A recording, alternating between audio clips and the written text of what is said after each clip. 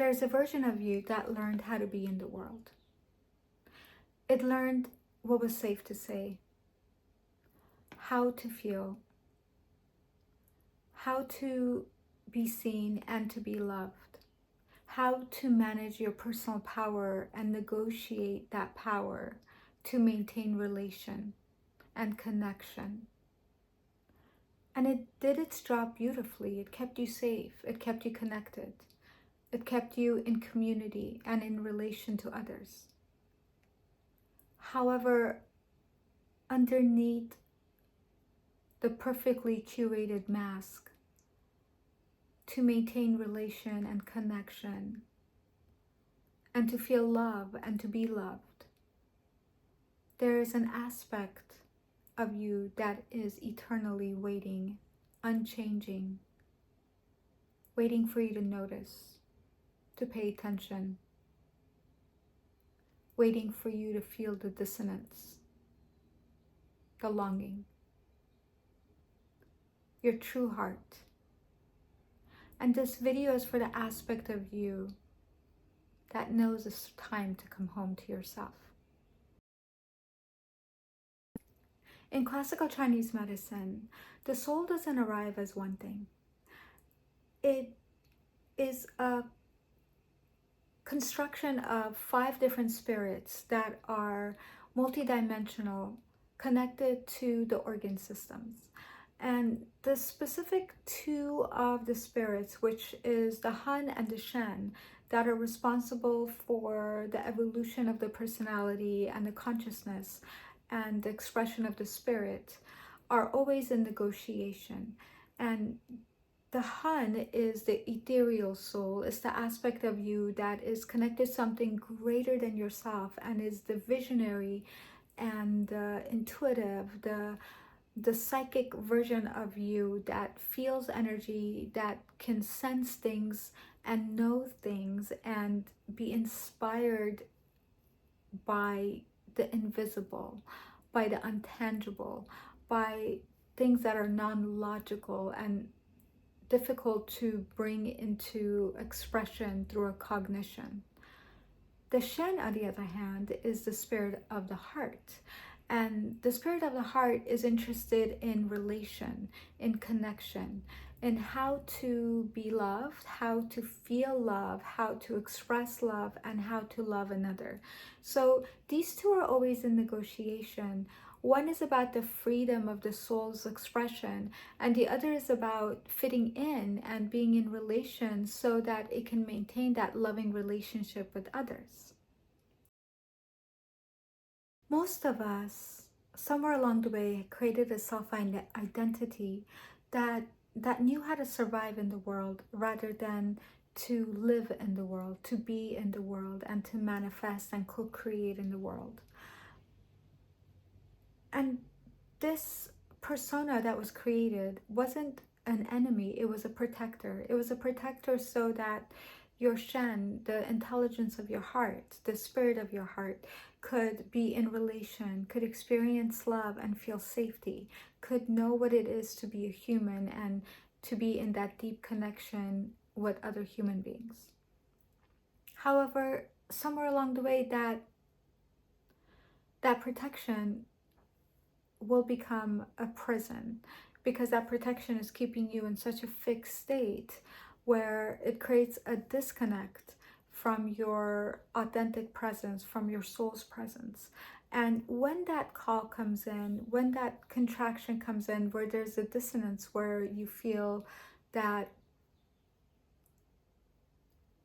there is something deeper within you that you just can't quite touch and express when you are conducting yourself in the world, and there's a longing for a truer self, a more empowered self, or you're deeply desiring to bring in your gifts, your psychic gifts, your intuitive gifts, your capacity to be in your genius, to be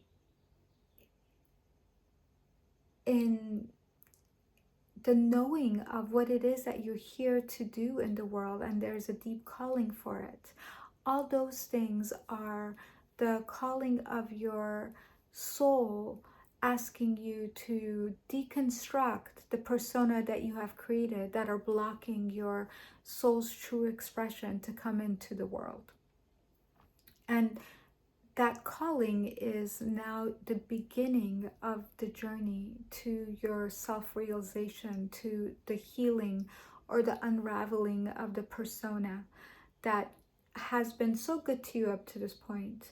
And now it's time to unravel it for a more true self to come through and take over, so that you can now be in your calling, in your highest dimension, be in that authentic presence, sharing what you are here to share, that only you can share. There's an ancient Taoist concept called the true heart, the original heart. It is said when someone is able to be one with their true heart, be connected and come and perceive from their true heart, they are able to feel and sense and be present with their entire being, every aspect of their consciousness, their true soul's presence. And it is described as something that you can't necessarily learn about through your cognition, although there's a certain aspect of it that could be transmitted through learning, that could be transmitted through the mind. The true journey can only be achieved through presence, through being in the living, breathing moment, embodied frequency of your true heart. Your entire being becomes one with your true heart, which is one with the universe, with your expanded self. When this happens, there's not fragmentation between different aspects of your consciousness, the different aspects of your soul in the human existence. The fragmentation unifies, and there is one intention, which is truth, the truth of your soul's frequency, the truth of your soul's perception that is now fully running your existence, your perception, your life force, your relations, and your communication. There's a certain transmission that becomes your presence. When you're able to tap into your true heart, your original heart, miracles begin to happen. This is when your knowing comes in, your intuitive gifts and your psychic abilities come in, because at this point you're no longer in this negotiation between your soul and your personality. You're no longer looking for validation from the world outside of you. In this process, the persona begins to dissolve. The validation or the true love connection comes from the spiritual existence. And the relations that are created in the human world are no longer about negotiation of power, but they're really about sharing one's existence with someone else. And individuals that now maintain their power, maintain their authority, their soul's authority, their true frequency, and share and hum with one another, versus be in this relation of negotiating power and not ever truly being their authentic version. It no longer becomes about negotiation. It becomes about authenticity and sharing and receiving. And in that process, you have your soul's perception, which is intuition, which is psychic vision, which is deep knowing, which is understanding that this world is energy and everything is energy, and being able to discern and see and feel energy and the complexities of the matrix without judgment, with discernment, with resonance, with sacred boundaries, and with empowerment. So the question is now, how do we live a life where we are dissolving the performed self and living from our true heart, our authentic heart? The first and most important thing for us to remember is that time is not linear, and not all aspects of ourselves has evolved or is evolving simultaneously. Some aspects of ours is closer to our true heart, and some aspects of us is further away from our true heart, and that's really depending on where our traumas are and how we grew up and this level of fragmentation, what we were able to heal up to this point and what we haven't been able to touch up to this point. So at the beginning, there might be a process of coming in and out of the true heart. You might tap into it and be able to stay with it and have those moments, and then perhaps a week later, something happens and there might feel like you're regressing and there's a contraction and the performed self has been taking over more and more often, and are having difficulty tapping out of the performed self into a more authentic true heart. And that's okay, and that's normal, and that's the process, especially at the beginning. And just reminding yourself that you're always on the right track no matter where you go. And sometimes when something feels like you've digressed away from it, you might actually hop back on your trajectory of the true heart and be much more further on that path and much more capable of holding that true heart frequency, your soul's blueprint resonance, on a much more continuous fashion line, in a much more stronger frequency, vibration, potency. So it's important not to have expectations of how it should look, how the process should go, and not go into judgment when it's not exactly moving in the way you thought it would, because all that it's going to do is slow down your process and not keep you in the present moment. So it's really important that you just open yourself fully to the possibility and understand that you are not on a linear time, and your growth and your process isn't linear and it's fluid.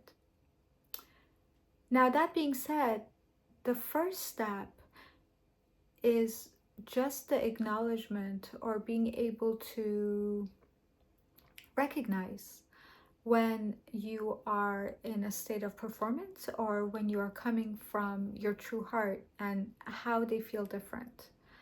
You can't really leave a room unless you know you're actually in the room. So right now, you're still in the room of the performed self classroom, let's say, and you want to graduate this classroom into a new room. Well, you actually have to first recognize, oh, I'm still in this classroom, and this is where I have been learned to be up to this point, and I'm ready to transform this and to release this and to find a more truer aspect of myself that's in resonance with my true heart. So when that decision is made and that intention is made, then the recognition of when you are in performance versus in authenticity is what you are going to start really paying attention to, without judgment, but with discernment. And when you have those moments and when you have the clarity, then it's really making the discernment that I'm ready to release this persona, this behavior, this reaction, this learned self that is no longer authentically resonating with me, that is not part of my true heart and my destiny and my highest trajectory and what I'm here to be, to live, and to express. The second step is about embodiment. It's about stepping out of your mind and coming into embodied presence. It's about connecting deeply into your breath by breath, expanding your capacity for sensation and feeling and being grounded, connecting, receiving. I often think of this process, this somatic expression, being connected to divine love and light in the visceral sense, feeling pleasure that creates expansion and slows down the nervous system so that the nervous system can pick up much more information on a universal level. Or another way we can think of it, so that the nervous system in its slowing down expands its connection to your expanded self. That's one with the universal self. That's one with the source of all love and all light in all times and all spaces. That is one with your true heart. That is your true heart. So when we have this embodiment, when we have this embodied presence, when we create daily practice to slow down our breath, to go into receptivity, to feel pleasure of that receptivity, the pleasure of our senses expanding and receiving, we are rewiring our nervous system to our true heart. And in that process of rewiring, we are creating a new identity, a new personality, a new perception of self that will now perceive the world very differently when it goes out into the world.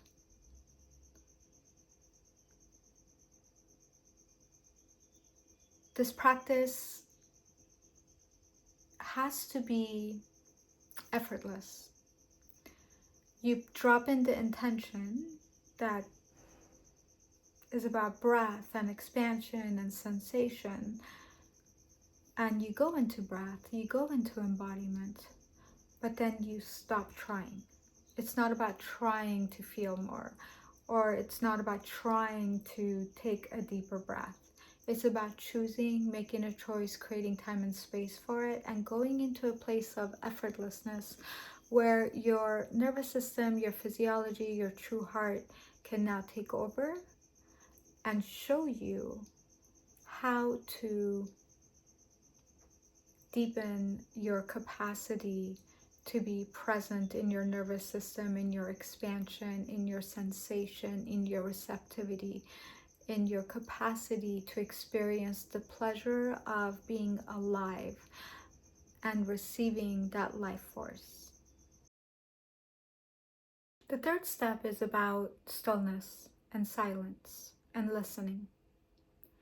It's about daily practice of 5 to 10 minutes or longer if you have it, where you allow your mind to go into stillness and allow yourself to be in a place of listening. In that stillness and in that listening, you open up the space for a deeper intuitive guidance, a truer psychic vision,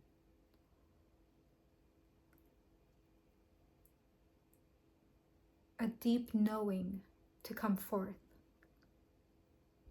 You train your nervous system, you train your mind, you train your emotions to go into stillness, to go into silence, so that they can be in a place of listening and receptivity, receiving and hearing your true heart, your expanded self, your authentic frequencies, soul's blueprint, instruction on the tapestry of your life, on the design and the desires of your co-creation, on the deeper understanding of transforming fragmentation and the lessons and the gifts that come to you in the process of that transformation, and how that transformation often becomes the gifts that you share in its highest frequency and form. The fourth step is about following what lights you up, what makes you feel most alive. Your soul communicates to you through resonance. And resonance comes through high frequency, high vibration, through lighting up your heart, creating expansion within your system, your nervous system opening up, being in that parasympathetic state where you are connected with all life, with your expanded self. So when you are holding the intention of listening to your spirit, listening to your guidance, your intuitive guidance in your life, then you want to follow what creates more life within you, what creates more expansion, what lights a spark in your heart, what brings you more joy, more pleasure, more passion, what makes you want to continually say yes and show up for more. That's your soul's path. That's the crumbs you want to follow to better understand where your soul is guiding you. That being said, it doesn't mean on that path there won't be some difficulties or there won't be moments of contraction, and it's not this like perfect, beautiful fantasy. Every part might require some learning, right? And some difficulty, and that friction and difficulty is part of it. However, it is always joined with more life force. It is always joined with more joy, more excitement. It is that excitement, is that life force that pushes you through the difficulty and gives you the drive to move through things that are new and unknown, that you have to learn. So you have to come out of your comfort zone, right? You can't stay the same person as you are following your soul's resonance. You have to experience new things, new versions of yourself, learn new aspects of yourself.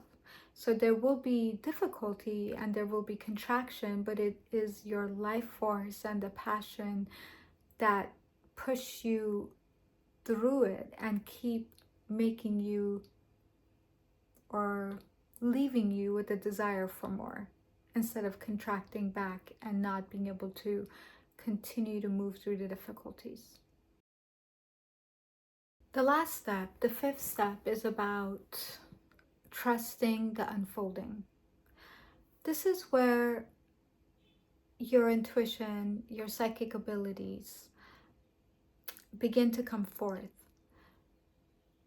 And it's not something that you begin to learn, it's something that naturally comes forth, something that's already always been there. But as the true heart begins to open and guide you, the truth of yourself, your true perception, your intuition, your true vision, your psychic abilities, your deep knowing, that soul's guidance, creating those boundaries, your sacred boundaries, and guiding you every step of the way, that's one with your true heart, they begin to be part of your everyday life.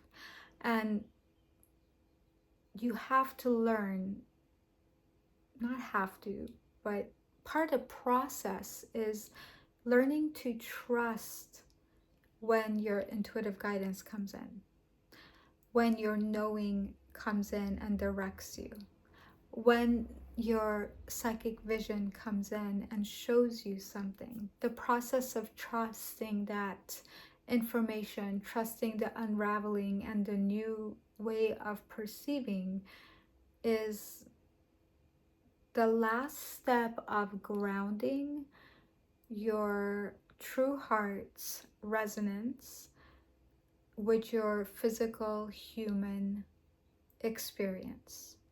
That's when the ethereal soul and your Shen, your heart spirit, become one, meaning they hold the same intention, they hold the same desire, and they are no longer in negotiation, but they're humming together beautifully.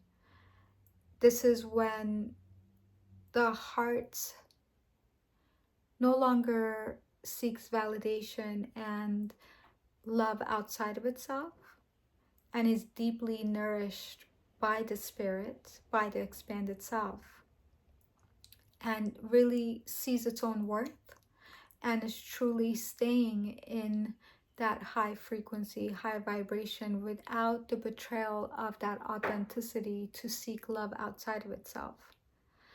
And in that process, when that more authentic soul's presence becomes your perception, becomes your identity, becomes your living presence, your intuition, your psychic vision, your deep knowing and resonance will 100% be how you conduct and navigate the physical reality. You are not born to spend this life in performance.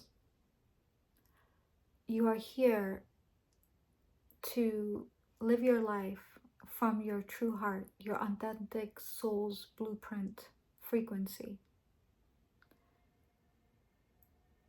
It is in this presence, in your true presence, where you will have the greatest satisfaction, the truest perception, living your highest trajectory, where you are the gift that keeps on giving effortlessly to the world, where your frequency will ripple into the matrix and gently influence centuries of contraction, centuries of fragmentation within human consciousness. Influence it, inspire it in a direction that will be more authentic and present for others. You are here to live this mission, this purpose. This is the first step in your gift to the world and the reason why you are here, your true heart. It is your true heart that attracts you to children, to animals. It is that same frequency, that same vibration that they hold, and that when you're in their presence, there's a remembrance of a version of you that might have been covered up by the experiences of life that you are ready to claim again, that you're able to live again as you step into your true heart.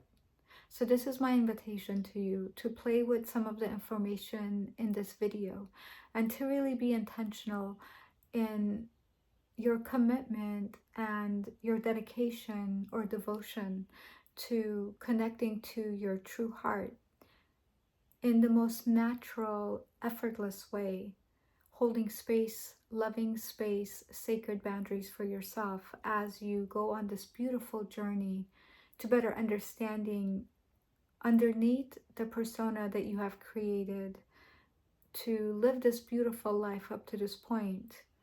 Perhaps there's a truer version that your true heart belongs to that is ready to be claimed by you.